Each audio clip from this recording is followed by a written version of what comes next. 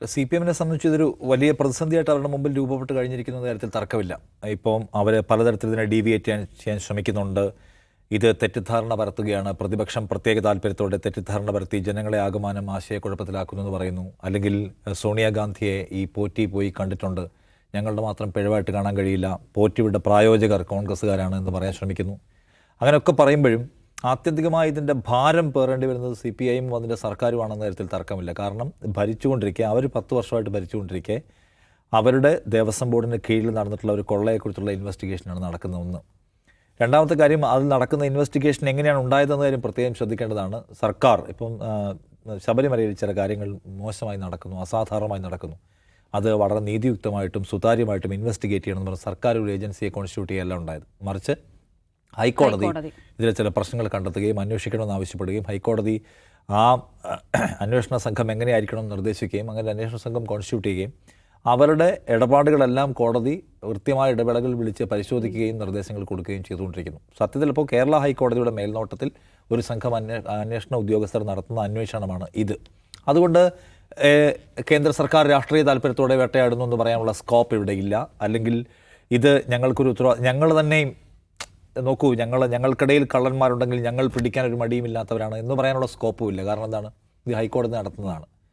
ഹൈക്കോടതി നടത്തുന്ന അല്ലെങ്കിൽ ഈ പറഞ്ഞ ഉന്നതരിലേക്കൊക്കെ ഇത് എത്തും ഒരിക്കലും ഇല്ല. കാരണം ഇത് ഉണ്ടാക്കിയ ഡാമേജ് ഭയങ്കരമാണ്. CPM ഓരോ ദിവസം മുന്നോട്ട് പോകുന്തോറും ശബരിമലയുമായി ബന്ധപ്പെട്ട വലിയ ട്രാപ്പിലേക്ക് പോകുന്നു എന്നാണ് കാണേണ്ട കാര്യം. ഇന്നലെ ഈ വിഷയം സംസാരിക്കവേ പത്മകുമാറിനെതിരായ നടപടിയെക്കുറിച്ച് ചോദിക്കുമ്പോൾ CPIM-ൻ്റെ സംസ്ഥാന സെക്രട്ടറി അതിൻ്റെ ആവശ്യമില്ല എന്ന് പറയാണ്. ഇന്നലെ അറസ്റ്റിലായ വിജയകുമാറിൻ്റെ മൊഴി എന്താണ്? പത്മകുമാർ സഖാവ് പറയുന്നതിന് താഴെ വായിച്ചു പോലും നോക്കാതെ ഒപ്പിടുന്ന പണി മാത്രമാണ് എനിക്കുണ്ടായിരുന്നത്. അദ്ദേഹം ദേവസ്വം ബോർഡ് പ്രസിഡൻ്റായി വന്നതിന് ശേഷം അദ്ദേഹം വരും മീറ്റിങ്ങിൽ, അദ്ദേഹം അജണ്ട വയ്ക്കും, അദ്ദേഹം തീരുമാനമെടുക്കും. മീറ്റിങ്ങൊക്കെ വെറും പേരിന് മാത്രമായിരുന്നു, എല്ലാ തീരുമാനങ്ങളും അദ്ദേഹത്തിൻ്റെ മാത്രമായിരുന്നു. പോറ്റിയുമായി ബന്ധപ്പെട്ട ഇടപാടും കട്ടിളയും ജനലും പാളിയും ഒക്കെ കടത്താനുള്ള തീരുമാനം അദ്ദേഹം ഒറ്റയ്ക്കെടുത്താണ്. സ്വർണം ചെമ്പായി രേഖപ്പെടുത്താനുള്ള തീരുമാനം അദ്ദേഹം ഒറ്റയ്ക്കെടുത്താണ്. താഴെ മിനിറ്റ്സിന് താഴെ ചോദിക്കാതെ ഒപ്പുവെക്കൽ മാത്രമായിരുന്നു എൻ്റെ പരിപാടി എന്ന് പറയുന്നു. എന്ന് വെച്ചാൽ ഈ കേസിൽ CPIM-ൻ്റെ ജില്ലാ കമ്മിറ്റി അംഗമായിട്ടുള്ള ഒരാൾ, മുൻ MLA ആയിട്ടുള്ള ഒരാൾ വളരെ കുറ്റകരമായിട്ടുള്ള ആസൂത്രണം നടത്തി എന്ന് തെളിയിക്കുന്നതിൻ്റെ കൂടുതൽ വിവരങ്ങൾ പുറത്തു വന്നുകൊണ്ടിരിക്കുമ്പോഴും CPIM-ന് അദ്ദേഹത്തെ തള്ളിപ്പറയാൻ കഴിയുന്നില്ല. അത് എന്തുകൊണ്ടായിരിക്കുമെന്ന ചോദ്യത്തിന് ഉത്തരം പറയാൻ പറ്റാതെ അവരെങ്ങനെ ഈ ഭവന സന്ദർശനം പൂർത്തിയാക്കുമെന്നാണ് എനിക്ക് ചോദിക്കാൻ തോന്നുന്നത്. അതായത് അടുത്ത മാസം, ഈ മാസം 15 മുതൽ 22 വരെ വീടുകൾ കയറി എന്താണ് നിങ്ങൾക്ക് ഞങ്ങളോടുള്ള പ്രശ്നമെന്ന് ചോദിക്കാനിരിക്കുകയാണ്. അപ്പോൾ ആ കൂട്ടത്തിൽ ആളുകൾ ഈ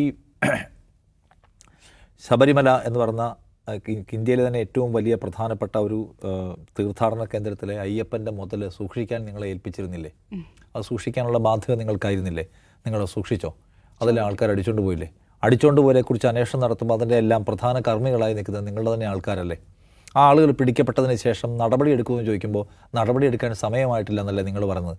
പിന്നെ എന്തു പറയാനാണ് കോമ്രേഡ് നിങ്ങൾ ഞങ്ങളുടെ വീട്ടിൽ വന്നിട്ടുള്ളതെന്ന് ഒരു വിശ്വാസി ചോദിച്ചാൽ എങ്ങനെ CPIM അതിനകത്ത് ആൻസർ ചെയ്യും?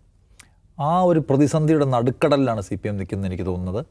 രണ്ട്, ഈ ശബരിമല ഒരു നോക്കൂ, ഭയങ്കരമായിട്ടുള്ള ഒരു പ്രധാന സ്ഥലമാണ് വിശ്വാസികളെ സംബന്ധിച്ച്. ആ നിലയ്ക്കുള്ള സാമ്പത്തികമായിട്ടുള്ള സുരക്ഷാപരമായിട്ടൊക്കെയുള്ള പ്രാധാന്യമുള്ള സ്ഥലമാണ്. അവിടെ നിന്ന് കോടികൾ വാല്യൂ ഉള്ള, എന്ന് വെച്ചാൽ സ്വർണത്തിൻ്റെ വാല്യൂ എടുക്കണം, അതിൻ്റെ ആൻറ്റിക് വാല്യൂ എടുക്കണം, അതിനപ്പുറം പോയി വിശ്വാസപരമായ വാല്യൂ ഉണ്ട്. ആൻറ്റിക് വാല്യൂ കഴിഞ്ഞാൽ പിന്നെ അയ്യപ്പൻ്റെതാണല്ലോ, ഒരു തൊണ്ട് ഇതെങ്കിൽ കോടാനുകൂടി കൊടുത്ത് വാങ്ങിക്കാനൊക്കെ താല്പര്യമുള്ള ആൾക്കാരുണ്ടാവും. ആ സ്വത്ത് വളരെ അടിച്ചുകൊണ്ട് പോകാമെന്ന് വെച്ചാൽ അത് ഏതെങ്കിലും ഒരു പോറ്റി ഒറ്റയ്ക്ക് വിചാരിച്ച് നടക്കാൻ പറ്റുമെന്ന് എനിക്ക് തോന്നുന്നില്ല. അപ്പോൾ അതിനകത്ത് ഭയങ്കരമായിട്ടുള്ള ആസൂത്രണവും സംരക്ഷണവും ഉണ്ടായിട്ടുണ്ട്. ഇതുവരെ പിടിക്കപ്പെടാത്ത വിധമുള്ള സംരക്ഷണം ഉണ്ടായിട്ടുണ്ട്. പലതവണ പോറ്റിക്ക് കോൺട്രാക്റ്റുകൾ കിട്ടുന്നത് ചെറിയ കാര്യമല്ല. പോറ്റി അവിടെ ഒരു നിരക്കുള്ള തടസ്സങ്ങളില്ലാതെ കയറി ഇറങ്ങാനും ഇതുകൊണ്ട് ഇതൊക്കെ എടുത്ത് അദ്ദേഹം വീട്ടിൽ കൊണ്ടുവച്ചിരുന്നു കുറച്ച് ദിവസം. ശബരിമലയിലെ സ്വർണ്ണം എന്ന് പറയുന്ന സംഗതി എന്ന് ആലോചിക്കണം. അദ്ദേഹത്തിൻ്റെ കസിൻസ് പറഞ്ഞില്ല ഇവിടെ കൊണ്ട് വെക്കാറുണ്ട് ഇടയ്ക്കൊക്കെ, പിന്നെ കുറച്ച് കഴിയുമ്പോൾ എടുത്തുകൊണ്ട് പോകുന്നു. അപ്പോൾ സംഗതി എന്താണ്? ശബരിമലയിലെ സ്വർണ്ണമാണ്. അപ്പോൾ അങ്ങനെയൊക്കെ പറ്റുമായിരുന്ന ഒരാൾ എങ്ങനെ ഇത്ര കാലം സംരക്ഷിക്കപ്പെട്ടു എന്ന് വിശദീകരിക്കാനുള്ള ബാധ്യതയുണ്ട്. ഞാൻ പറഞ്ഞതാണ്, ഒരു ഭരണകൂടം അധികാരമേൽക്കുന്നത് പൊതുമുതൽ സംരക്ഷിക്കുമെന്നും കാത്തു സൂക്ഷിക്കുമെന്നും പരിപാലിക്കുമെന്നും സത്യപ്രതിജ്ഞ ചെയ്തുകൊണ്ടാണ്.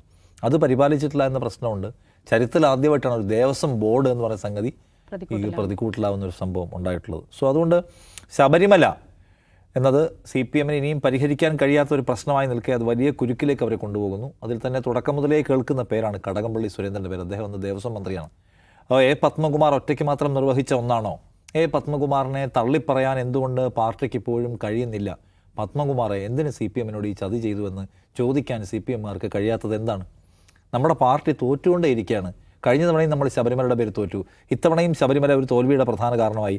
പത്മകുമാർ എന്തിന് ഈ ചതി ചെയ്തു, ഞങ്ങളുടെ ഇവിടെ ഇനി വേണ്ട, എന്തെന്നാണ് ആ പാർട്ടി പറയാത്തത്?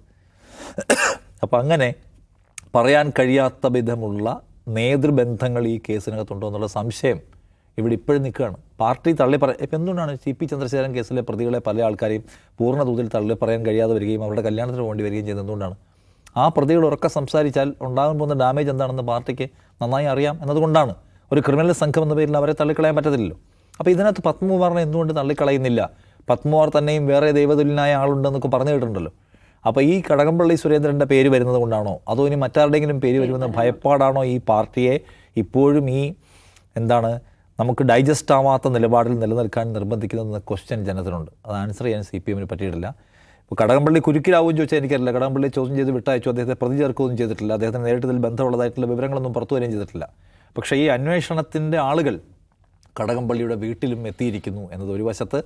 പത്മകുമാറിനെതിരെ ഇത്രയും അധികം വിവരങ്ങൾ പുറത്തു വന്നിട്ടും അദ്ദേഹത്തെ രാഷ്ട്രീയമായി തള്ളിപ്പറയാൻ പോലും, നിയമപരമായി സാങ്കേതികമായി പോട്ടെ, രാഷ്ട്രീയമായി അല്ലെങ്കിൽ അദ്ദേഹത്തെ ഒന്ന് ഡിസോൺ ചെയ്യാൻ പോലും തയ്യാറാവാതെ ഒരു സേഫ് ഗെയിമിൽ CPM നിൽക്കുന്നതിന് CPM പേ ചെയ്യേണ്ടി വരും. ഈ അനിശ്ചിതത്വം നിലനിർത്തിക്കൊണ്ട് വീടുകൾ കയറി ഇറങ്ങാൻ പോകുന്ന CPM ലോക്കൽ കോമ്രേഡ്സ് വലിയ വെല്ലുവിളിയാണ് നേരിടാൻ പോകുന്നതാണ് എനിക്ക് തോന്നുന്നത്.